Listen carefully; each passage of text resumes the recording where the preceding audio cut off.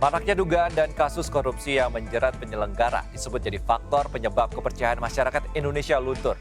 Juga jadi salah satu alasan golput. Tak percaya dianggap sama saja, akhirnya tidak memilih. Namun bukan itu saja faktor pendorong golput.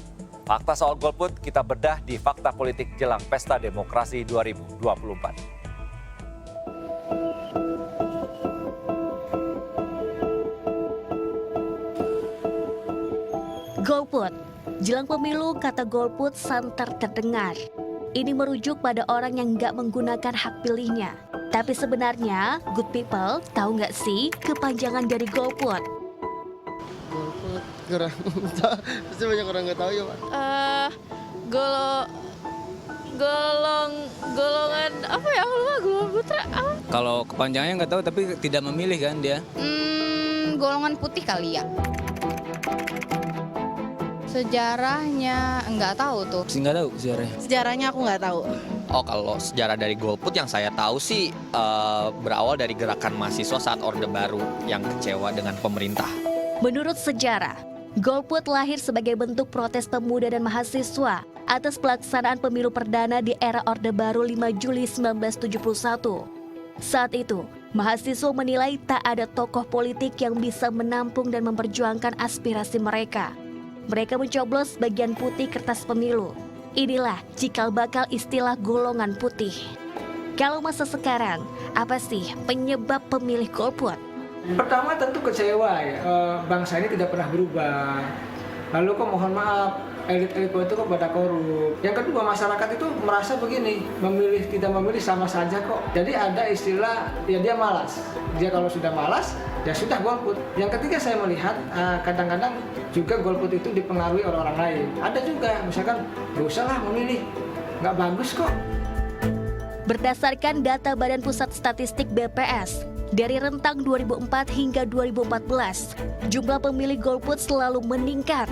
Bahkan pada 2014, angkanya mencapai 58,61 juta orang atau 30,22%. Fantastis! Angka ini turun pada pemilu 2019 menjadi 18,2% saja yang memilih golput. Peran tim SES dinilai sangat besar dalam menurunkan angka ini. Nah, jelang Pesta Demokrasi 2024, tentunya diharapkan angka golput turun lagi. Meski menimbulkan pro kontra, golput sebenarnya pilihan juga. Menurut aku sih ya nggak salah, karena apa ya, kan masing-masing punya pendapatnya masing-masing gitu loh mereka. Aku salah sih, karena kan kita emang dikasih berhak untuk memilih gitu. Jadi kayak better sebagai warga demokrasi yang baik. Itu jadi kita harus memberi suara gitu. Bisa dibilang nggak salah, karena ya namanya demokrasi kan bebas ya. Jadi mungkin ada orang-orang yang emang udah kecewa dengan kinerja pemerintah, pada akhirnya ya udah memilih golput, walaupun sebenarnya kalau saya pribadi menganggap itu salah ya.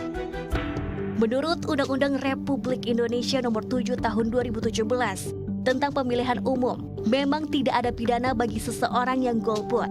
Namun, jika seseorang mengajak atau menyuarakan untuk golput, ini termasuk pelanggaran dan dapat ditindak pidana ya good people? Golput itu merupakan sebuah pilihan, ya.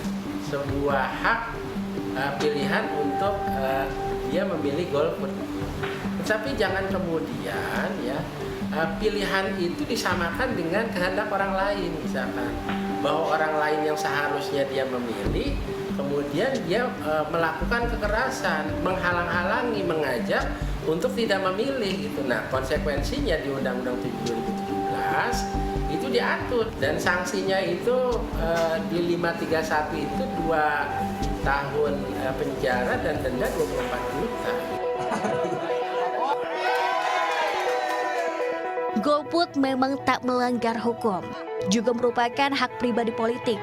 Namun, sikap bijak diperlukan untuk menentukan masa depan bangsa. Betul, itu hak politik dan itu pandangan politik seseorang atau kelompok orang. Tetapi persoalannya ketika hak itu tidak diberikan, maka jangan menyesal ketika nanti pembangunan itu tidak bagus. Dalam konteks demokrasi elektoral seperti saat ini, satu suara menjadi penting. Oleh karena itu, hak publik, hak masyarakat untuk mencoblos dan untuk memberikan suaranya itu menurut saya lebih harus dilakukan dibandingkan diam atau dianggap golput begitu.